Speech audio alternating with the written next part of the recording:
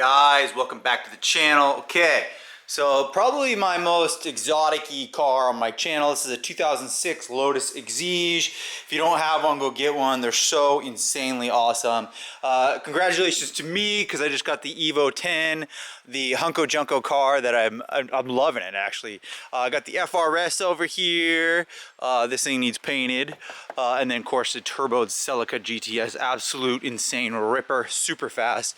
Okay, so this one I really love. This is a really special car to me.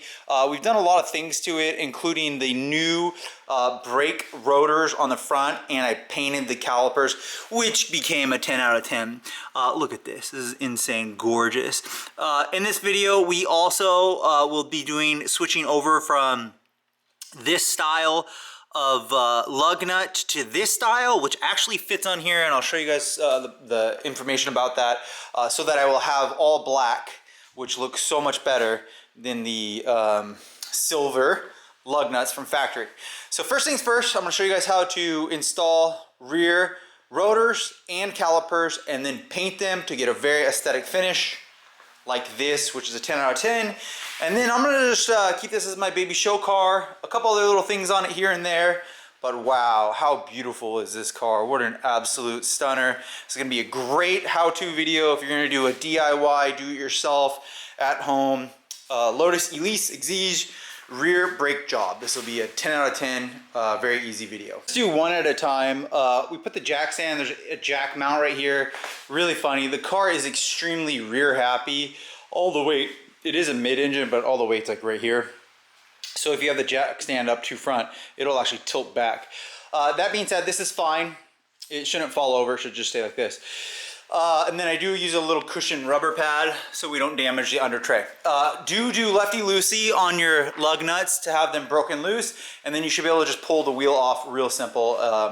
Let's go ahead and pull the wheel off. Luckily, there's still quite a bit of pad on these Brimbos left, but I'm replacing them because I want matching. I've seen Lotuses for sale that don't have matching, and they're asking $70,000 for non-matching rotors and brakes. It's just weird to me. So what we'll do is we're gonna actually pull this off the caliper first. These brakes are just so cool because they're such a race car setup. It's just absolutely amazing how race car this is. And I'll show you guys how to do that. So let me show you real quick how to pull off the caliper. On the rear, you're going to want to redo or remove the holding pin for the rotor, lefty-loosey, with a little Allen, an Allen key. Once you have that, you're going to want to remove, there's a 17 millimeter on the back here, remove that, and then right here there's a keeper pin with all these complex springs in here. You're going to have to take this tiny little, a punch, I guess is what you'd call it. We're going to get one of these. Most of these, you could probably just use an Allen key and then a little hammer and tap on the back of it. It will come out right here, and then you should be able to grab it. Let's see if I can wiggle it on out. Yeah, see right here? And it should come on out. It's really in there though. You're probably going to have the same thing. This seems to be a little bit more complex than the front actually. Really detailed job. I'm going to show you guys. Okay, so what you're gonna do, wow, this is cool. This is a Brembo, that's awesome, from factory, I didn't know that. They're factory Brembos? I did not know that on the calipers. Okay, so you're gonna pull out this Brembo brake pad. You can tap it from the top and it'll come down like that. Once it's out and you have the pin is the whole thing that's really holding it all together. And it definitely needs clean. The rotor should come out next, out and towards you.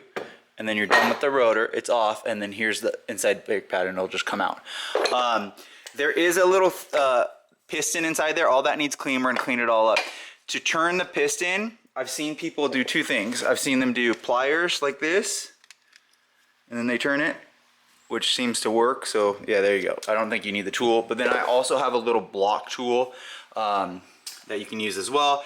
And the reason you're wanting to do that is because you're wanting to put the piston back in so that you can have the thicker brake pad in there. Really simple once you get the pin out. Here's the thing. This keeper, this is a pin keeper. They call it I think it's something that makes it quiet. Make sure that you put it back in the right way, and I'm gonna show you. It goes in like this. Right here, like that. See that? Dot, dot, dot. It's just like that. Very simple. It won't allow you to do it the other way, to be honest, because there's a little bracket here. So very simple. Let's clean all this up. We're gonna put the new rotor on and the new pads on. We'll mask it up, and then we'll do the, we'll paint this and the back of the pad. Right here, we'll do that all one color red. So it'll look nice like the front. To recap. So the way that the order that you're gonna wanna do this is you put the inside pad in. It will like kind of clip in with these two wings and it'll sit there. As it's sitting there, you grab your new rotor, you put the new rotor in, and then you use the supplied from Lotus, the little holder for the rotor. As it's in there and it's held in there, you can take this pad, the outside pad. I went with red, EBC red, the red stuff, yeah. And you slide it in from the top. Here, let's look here. From the top down, and then click it in like that. Once it's in, you take this little spring keeper pin and you just set it in spot. You just set it there. And then you take the new pin that holds everything together and you slide it in with grease. Use grease. I use the grease on the back of these pads. I use the grease on all of it. And then you slide it in. Here's the deal. It won't want to line in on the inside because it's such a little small, that little pin in there. And so you got to really make sure you get it aligned properly. Don't just beat on it. Once it's in, you can then tap it in with a hammer, and then you will need to use one more final pin to push it in a little bit further. If you just have it sitting flush with this, it's not all the way in. But once it's all the way in, it's all the way in.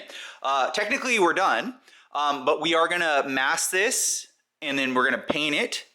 So we have the beautiful all red. I love that it says Brembo right here. It would be so cool if they put a Brembo right there or like a Lotus right there. They should have had that. Some kind of, and I like it actually when they have this completely covered here. I think it's more aesthetic, but that's okay. Like the front has it where it's covered here and then it says Lotus. That'd be cool. But this is great and it looks good already. And honestly, if you were just to see it like this is great, but we're gonna take one step further and get the caliper to be a bright red as well. So we'll mask this up and throw some paint on it.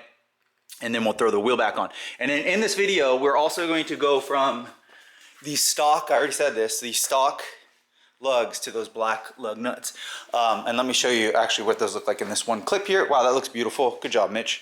Right here. So I did purchase these. And I think I'm just gonna put the link in the video.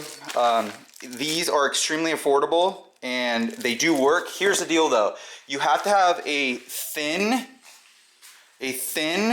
17 millimeter. If you have a thick one, it won't fit because the depth of the wheel here, look, right here, it won't fit. So it has to be thin. Otherwise it won't go in there because of the way these wheels are. I thought I was gonna have to return them, but it does fit right there. See this? Look at that, it will fit. It's awesome, it's perfect. So make sure you have one of these. It doesn't come with a extended thin 17 millimeter. So trash bag, tear a little hole in it, slide it over. I do mask the inside where the rotor and the brakes touch, where it's a little breather right here. I do mask that with blue masking tape. And then honestly, right here, a Duplicolor caliper enamel with ceramic. Amazing stuff. Withstands heat up to 500 degrees, brake dust, ideal for calipers, drums, and rotors. It's a product for this. So I do a light coat on it. I usually have done like 5 coats on it to really get that full gloss like I did on the front.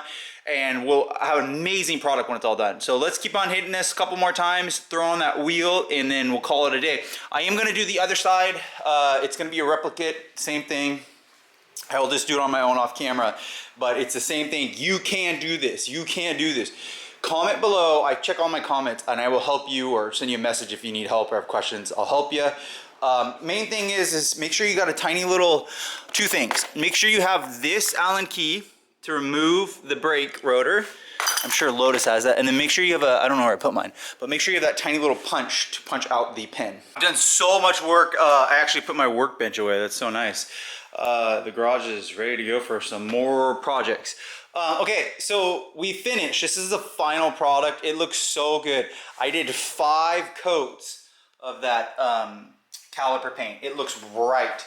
I installed the new lug nuts that are black and really aesthetic, and it came out so good. This is beautiful. Showroom quality. this is what it would look like at a showroom. Like if you were to just buy a brand new Exige, this is what you're looking for. I love it. I cleaned it all up. It looks great. You could even come over here and just turn this little, get this thing straight like that. Now it's absolutely perfect. 10 out of 10. I'm gonna drive the car in a day or two, so I won't do it on this video because I want that paint to cure. But obviously it's very aesthetic. I love the design on the calipers. You can do this. This is gonna be probably a 3-star for brakes, 2 or 3 stars. They call it a brake job. And the reason they call it a brake job is because it is labor intensive. Putting the car in a jack stand or a lift does take work. Removing all the wheels does take work. Removing the rotors does take work and whatnot, and a lot of cleaning, to be honest. But that looks really good. I'm very happy with it. I think that is the most aesthetic setup for me, and I do believe that I will never need to change these rotors. Probably, again, I don't know if I'll ever get this car up to 100,000 miles. It has 23,000 on it, so I've put 5,000 on it in a year and a half. I absolutely love this car. I'm super happy with it. If you have any questions or concerns, I'm here for you. Comment down below. Make sure to like and subscribe. You should like these videos because they're really good how-tos, and I'll continue to do them. Yes, going and buying Evos and other cars, those are always the YouTube content that everyone likes, but this is a really, really good how-to, and I hope I make it entertaining for you and educational. Make sure to like, subscribe, swingbymitch.com. These are just awesome setup. The brake, the badge from Greg's Racing Part, the lug nuts, everything looks so good. So 10 out of 10, like, subscribe. See you guys in the next video.